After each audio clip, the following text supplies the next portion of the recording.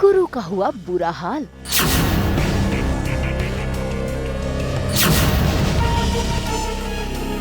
रूहानी की पहली रसोई में मचा बवाल।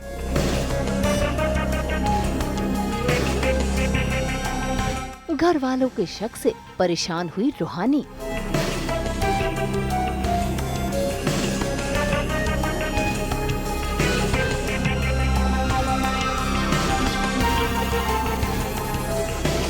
दंगल टीवी की सीरियल इश्क जुनूनी में आज रूहानी की पहली रसोई है। ऐसे में सभी घर वाले इंतजार कर रहे हैं कि रूहानी ने अपने हाथों से क्या बनाया होगा। बस फिर क्या, रूहानी सभी के लिए लेकर आई है खीर। ऐसे में ये देखकर सभी बहुत खुश तो हैं, लेकिन जैसे ही रूहानी वो खीर अपने ससुर जी को परोसती है तो गुरु की मामी शुरू कर देती है ड्रामा। उन्हें लगता है कि रूहानी ने इसमें जहर मिलाया है। बस फिर क्या, उसकी बात में आकर दादी भी सीधा लगा देती है रूहानी पर आरोप।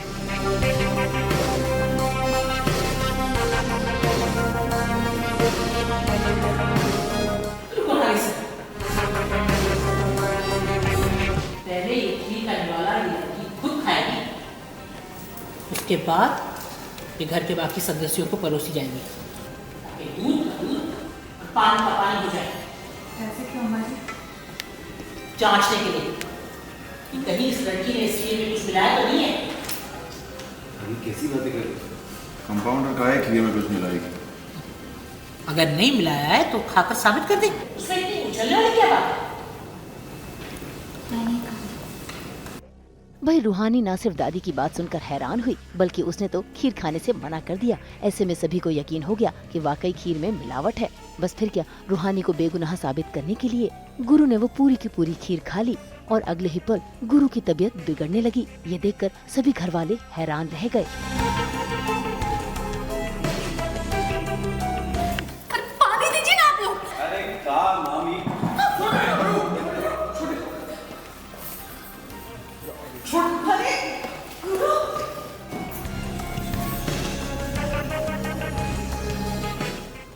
हमने पहले कहा था ना, इस लड़की ने जरूर कुछ मिलाया है। इससे पहले की लड़की हमारे बाहुबली की जान ले ले, डॉक्टर को फोन करना है इसे।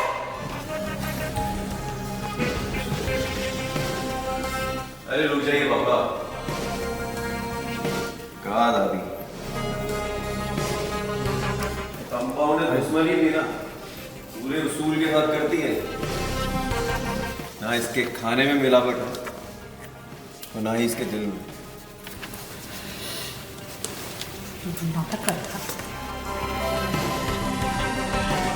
नाटक करने की क्या जरूरत थी? देखो हमारा दिल कितना जोर जोर से करता है। जैसी दादी वैसा पोता। आप इतनी सी बात का इतना बड़ा तमाशा खड़ा करते तो हमें लगा थोड़ा सा तमाशा हम भी कर लेते।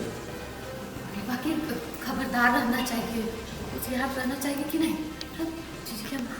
अरे मामी, है इतना लोड ले, आइए बैठिए। अरे सब बैठ जाइए, बैठिए दादी। जो बाहुबलियों को पैसे वो लाते हैं वसूली के, और मेरा सूल है लाइफ का कि मैं गरीबों की खून पसीने की कमाई नहीं लेती हूँ। जो कमाया है मेहनत से और ईमानदारी के साथ कमाया है। आज तक मेरे परिवार वाले ने मुझे यही सिखाया है। तो जब वो पैसे आते हैं तो मुझे अच्छा नहीं लगता है जब वो मेरे लिए गहने की बात करते हैं, इस पैसों से गहने लाने की। तो मैं कहती हूँ कि मुझे ये पैसे नहीं चाहिए, इससे अच्छा है कि आप इतने पैसों को गरीबों को दे दीजिए। तो बस यही सीन है कि मेरे जो ससुर है नागेश्वर जी, उन्हें बुरा लग जाता है कि बहू ने पैसे नहीं लिए, उन्होंने ठुकरा दिया। तो वही सब चल रहा है पूरा डाइनिंग में। मेरी पहली रसोई है, मैंने सबके लिए खीर बनाई है, खाना बनाया है। मुझे पता नहीं है, मैंने खाना सबको परोसा है और अभी मामी जी ने एक चाल चल दी है। खीर में कुछ मिलाया है जिससे सबको लगेगा कि ये जहर है, बट हकीकत में वो जहर नहीं है।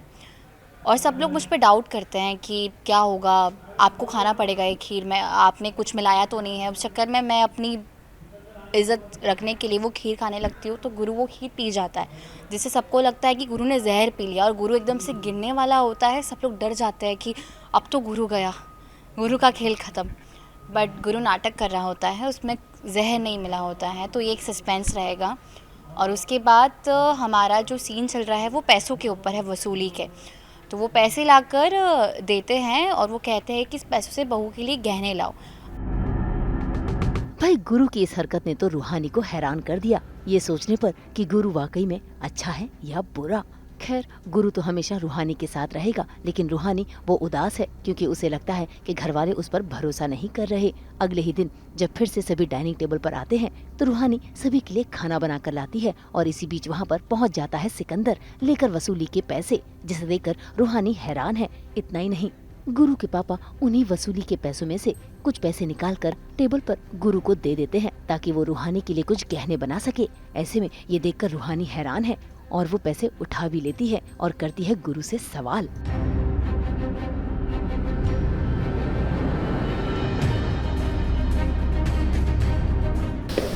गुरु, ये पैसे मेरे हैं, तुम्हें मिले तुम्हारे ऊपर, मैंने जैसे चाहो वैसे यूज कर सकती हूँ।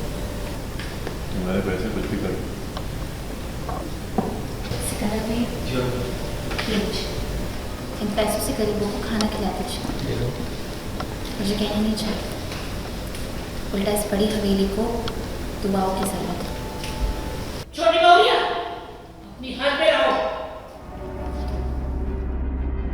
अब मैं रूहानी से आई हूँ, मुझे इसे मेहनत की और अच्छी कमाई ही चाहिए। मतलब मैं ऐसे नहीं किसी के खून पसीने की कमाई ले सकती हूँ। तो मैंने वही कहा कि मुझे ये पैसे नहीं चाहिए, इससे अच्छा आप इन्हें गरीबों को दान कर दीजिए, उन्हें ये पैसे काम आएंगे और इस कोठी को दुआओं की ज़रूरत है। तो यही सीन गया जिसमें सब नाराज़ हो गए। मेरे ससुर नागेश्वर जी, दादी मुझसे बहुत नाराज़ हो गए हैं और यही सब सीन करके मैं किचन की तरफ चली जाती हूँ एकदम अपने मूड में। वेल अभी तो जो सीन चल रहे हैं आप देखेंगे उसमें सिर्फ हमारी नोक झोंक चल रही है। ऑफ कोर्स रूहानी के साथ इतना कुछ बीता है, बंदूक की नोक पे शादी हुई है, तो उसके लिए अभी इजी नहीं है कि गुरु को वो एक्सेप्ट कर ले। बट धीरे धीरे उनकी क्लोजनेस मतलब बढ़ती जा रही है। तो शायद आगे जाके मे भी रूहानी के दिल में कहीं ना कहीं वो प्यार जगे, बिकॉज जो गुरु है ऑफ कोर्स मेरे लिए तो वो अभी अच्छा इंसान नहीं है, बट ऑडियंस के लिए वो काफ़ी अच्छा इंसान है। ऐसा आई थिंक सारी लड़कियां ड्रीम बॉय चाहेगी। तो या आई थिंक हो सकता है आगे जाके। भाई गुरु को तो रूहानी की यही आदतें बहुत पसंद है, लेकिन गुरु की दादी उन्हें तो रूहानी ने और गुस्सा दिला दिया है। फिलहाल तो रूहानी बिना कुछ बोले वहाँ से चली जाती है। अब देखना होगा कि रूहानी की इस हरकत से गुरु की दादी और गुरु के पापा और कितना गुस्से में बौखलाएंगे और क्या नए तमाशे लाएंगे।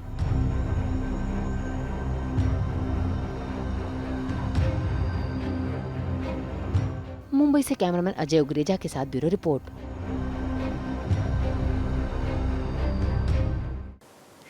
Happy weekend. हम तो लेकर आते ही हैं आपकी जिंदगी में 24/7 एंटरटेनमेंट की गुड न्यूज़। तो अगर आपको ये वीडियो पसंद आया, आप जानते हैं आपको क्या करना है। आप इसे लाइक करें, कमेंट देके अपनी राय ज़रूर दें। ऐसे ही एक्सक्लूसिव कंटेंट के लिए हमारे चैनल को सब्सक्राइब ज़रूर करें। अगर आप यही वीडियो फेसबुक पर देख रहे हैं तो हमारे फेसबुक पेज को भी लाइक करें। जल्दी से अपने व्हाट्सएप पर जाकर वहाँ भी हमारे चैनल को फॉलो कीजिए ताकि आप ना मिस करें एंटरटेनमेंट का कोई भी अपडेट। नाम तो आप सब जानते ही हैं, सास बहू और बेटियाँ।